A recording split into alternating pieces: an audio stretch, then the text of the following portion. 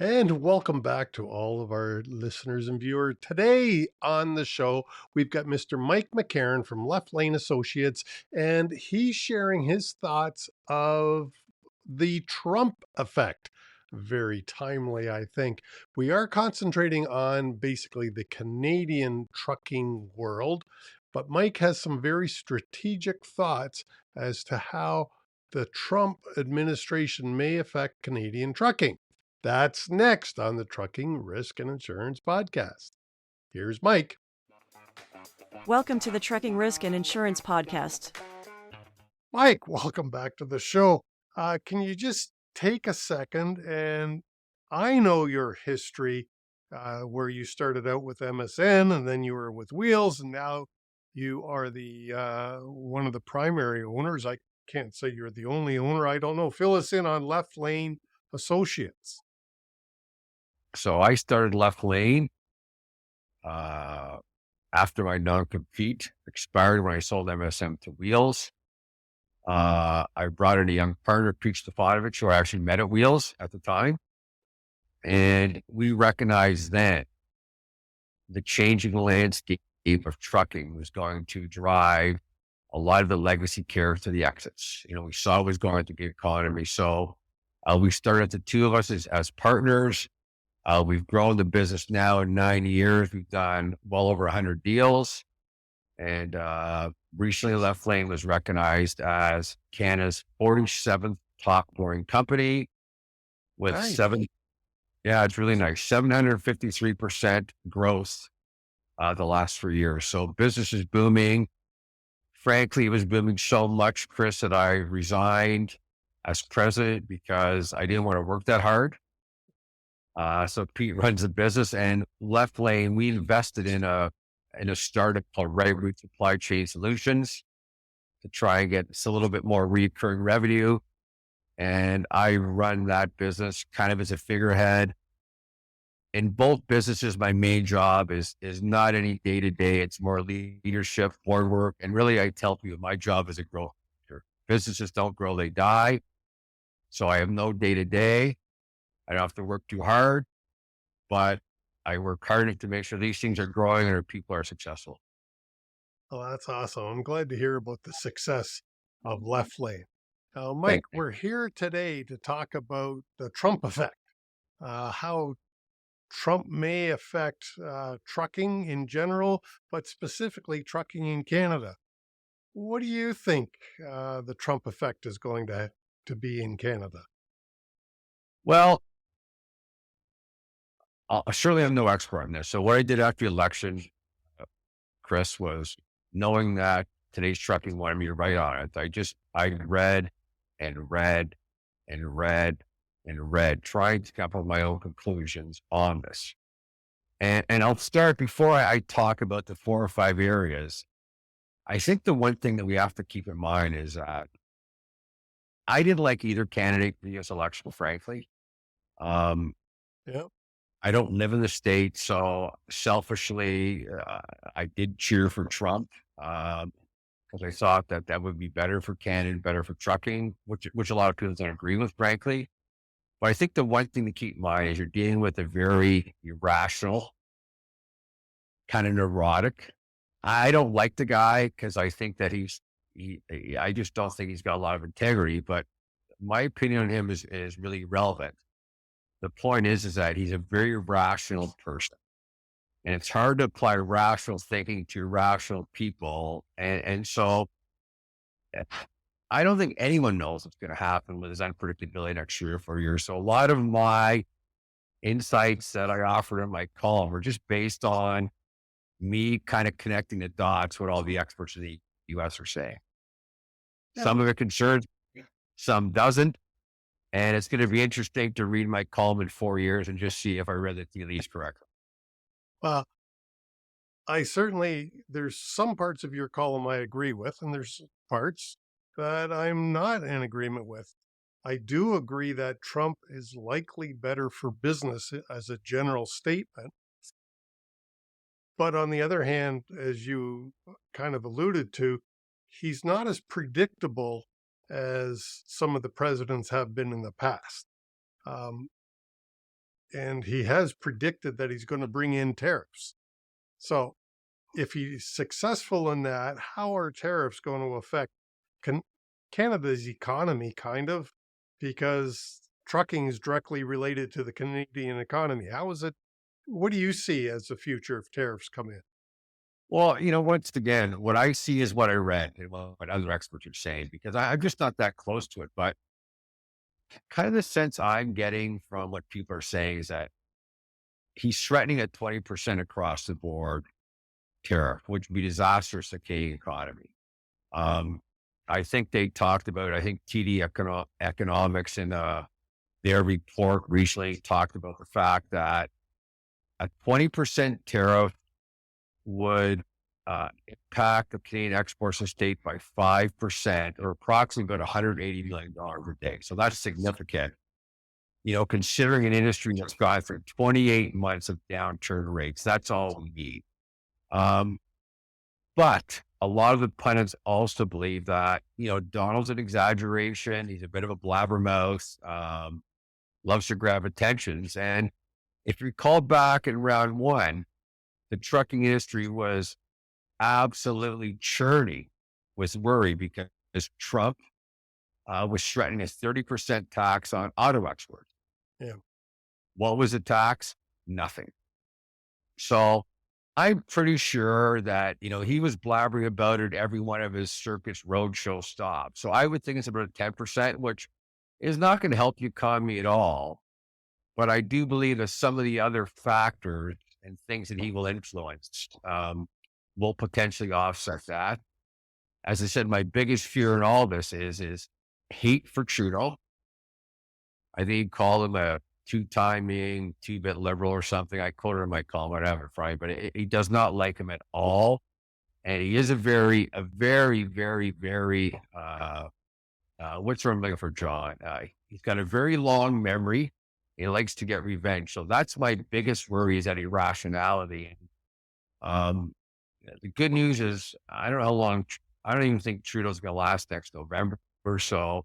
Who knows where that'll shake out. But I think a lot of the experts are predicting a more of a tapered down tariff protection than he's threatening in his campaign speech.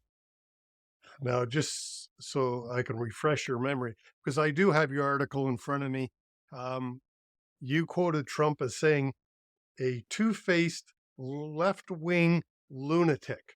That's right. And yes, he's right. Like that might be the first thing I've agreed with Trump. Like I actually agree with what Donald says economically. I just don't like his delivery. I don't like his lack of integrity. I don't like the lack of decorum that he's, the Oval Office is a pretty powerful job. There's no decorum. So he is definitely right about Trudeau. And as much as I don't like Trump, I like him a lot more, Trudeau. Yeah. Right now, I don't think I like any political leader at the moment. There's just, getting off topic a little bit, there's just too much going on in the world in all these different hotspots that have been created. And now, in my mind, I have another worry of what our economy is going to do. I'm at the end of my working life, but still, the economy affects me when I go to the grocery store. And we've all seen groceries go up. If a 20% tariff was to come in on against the Canadian economy, I think that's going to really be hurtful and push a lot of trucking companies out of business, make left lane awful damn busy. I'll tell you. Well, I think that, I think that's a fear, but I think it's important to understand too. And I learned this in the reading, Chris, just how intertwined our countries are. Yeah. How hard it is to implement these changes. These are massive, massive changes. And there's also retaliation. I think Trump's going to want a piece of our oil. I think we might have a little more leverage than we think. And so, Trump can say whatever he wants, so we can retaliate. I just worry about having such weak leadership in Ottawa and Trudeau being bullied. So this stuff just doesn't happen easily. Even if you look at the timelines, you're talking, I believe it was 2007 for tariff implementation. You got NAFTA being renegotiated probably in 2026. So there is time. This is not something that's just going to happen overnight. Um, and as I said, I think we're all worried about the economy. It's awful out there. That I'm watching in the last 10 years, watched the middle class erode Yeah. in front of my eyes, and I'm very worried about I'm worried about the country. I worry about the economy, and like yourself, it's really hard to apply rational thinking to someone with that much power that's so irrational. Yeah, he's certainly unpredictable. Um, and as you already mentioned, and he said it out loud that he wants revenge on certain people, and the people that he doesn't like, he does retaliate against, I believe. So it'll I be, agree. we are in for interesting times, I think. Uh, What would it do if our economy slows down again? Um, well, let me ask you this. Do you think Canada is in a recession at the moment? Well, I guess the way they define a recession, I believe, is two negative quarters of growth. So we're not there yet, No. but we are in bad economic conditions. We are in bad shape. The debt, the lack of productivity, like our productivity is so much lower than other countries. Kind of this woke liberal culture, and like I don't know where it's going. This is a can I don't recognize, frankly. I ran to a friend of mine who runs a large company from Holland, and they just can't believe that Canada's work ethic. So, I'm more concerned long term, Chris, on where we're going. I'm not an economist. I do know trucking is really, really hurting the guys and the men and ladies that are running these fleets. It is really, really tough out there, as you know.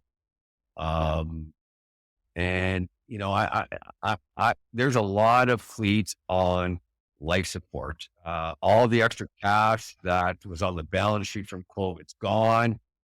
Um, the gig carriers are going out of business every day, and the uncertainty and the disruption is crazy. And I've talked a lot about the underbelly, and so the trucking industry is really on life support, more so than I've ever seen in my 41 years in the business.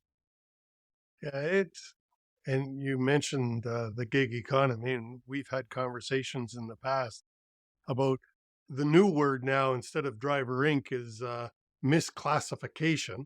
But we've had that conversation. And by the way, Steed, is it James Steed? James T, fantastic guy.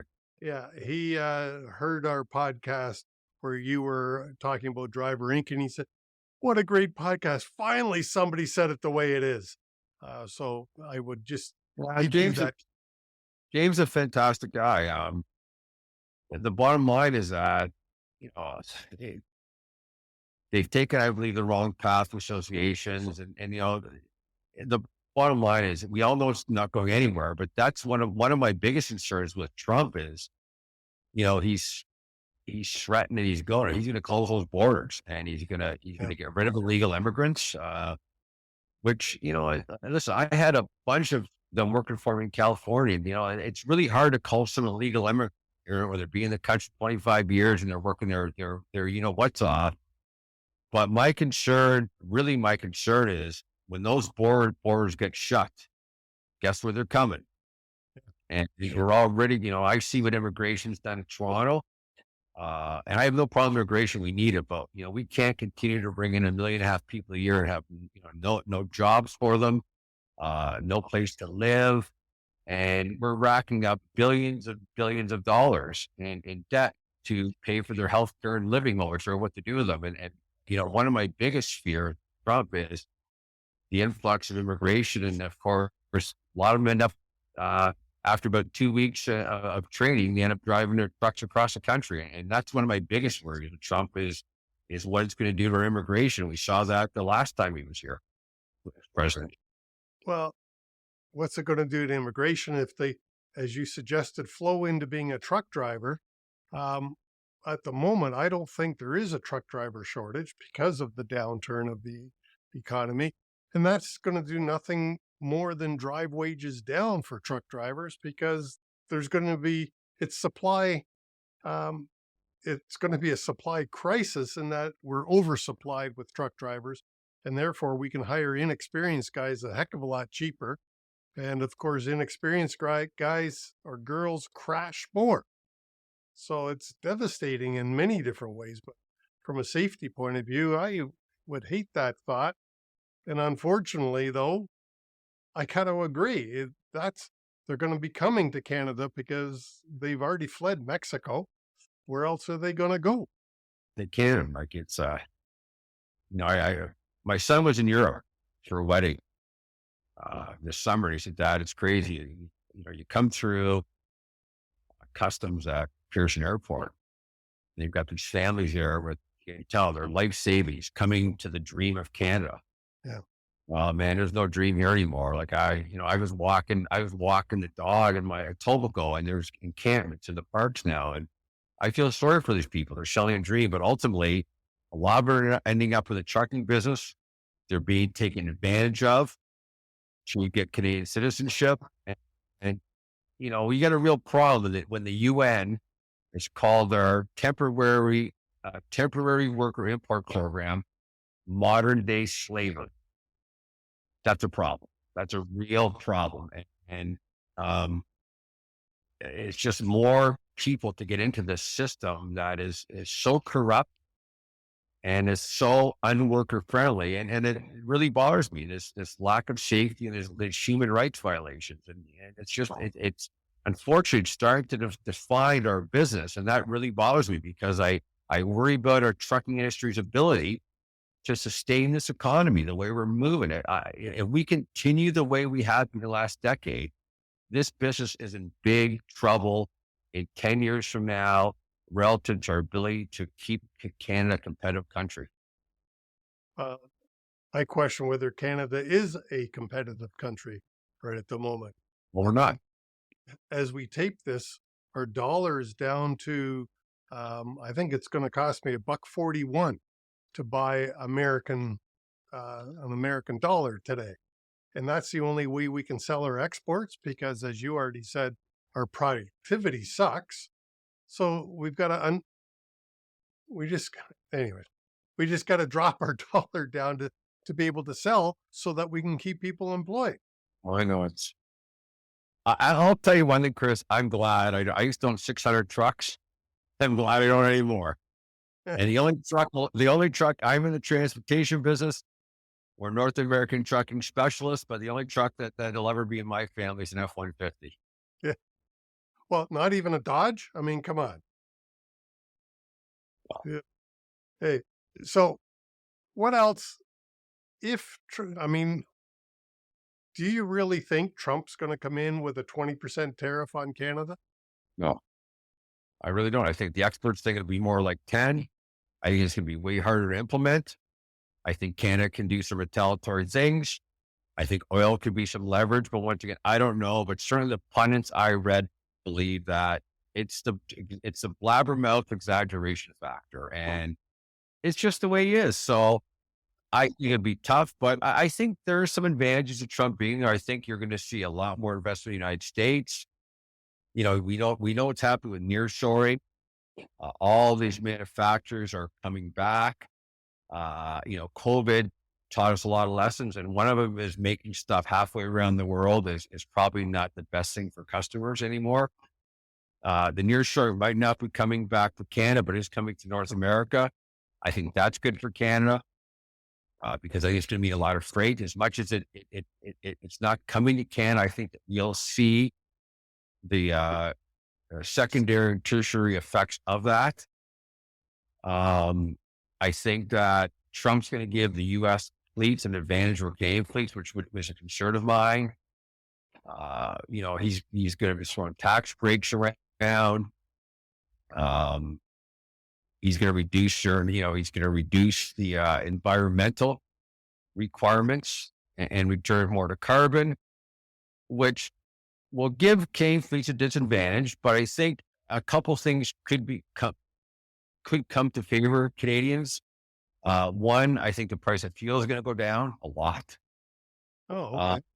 they figure that with Trump's kind of carbon pushback towards carbon, I think the price of oil is around, I don't know, 67, $68 a barrel. They're predicting maybe down to $40 a barrel. So when you figure that a truck's operating cost is heavily weighted in fuel, um, that could be a big cost saving. I think one advantage that Canadian fleets will have in the States is that a lot of Fortune 500 companies are mandated to reduce their carbon footprint. Right. They really are. They have to. And, I think that the one thing is, I think they are looking at lower emission fleets. And I think Canada's might have an advantage over that, whether that manifests itself or not, whether Canadian fleets are sophisticated to have that as their sales message. But there's no doubt Canadians can truck better to Canada than Americans. So when there's more opportunity because your environment is friendly. There's more opportunities because there's going to be more manufacturing in the States. I'm hoping that increased manufacturing, increased amount of business, increased pro-business environment in the States will bring business back to North America. And hopefully when Trudeau gets pushed out, it'll encourage the new regime of Poilievre to start doing some things to make us competitive and start relying on slavery to drive our economy, because that's what we're doing now. We don't make anything anymore. Yeah, no, I too actually have some hope that if the tariffs come in at on select items and at 5 or 10%, and with our dollar, we will still be able to manufacture and export a lot of it to the U.S. And as you said, if he does manage to bring back some manufacturing to the U.S., we have a lot of the parts that the U.S. economy Well, uses in their manufacturing process. So, the bottom line is stuff made here is better than stuff made over there. yeah, And I believe and this is just my thesis, is that all that nearshoring back to North America will be permanent. Um, it's not coming to Canada, unfortunately. It's going to mhm, Mexico and France, but it will affect Canadian companies. And as I said, it's going to mean, I think, a lot more freight in North America. And I'm hoping that will offset any tariff changes. beautiful. I think that was well said. Mike McCarron from Left Lane Associates, appreciate your time. Thanks, Mike. Thanks, buddy. Give my best to my old pal Johnny.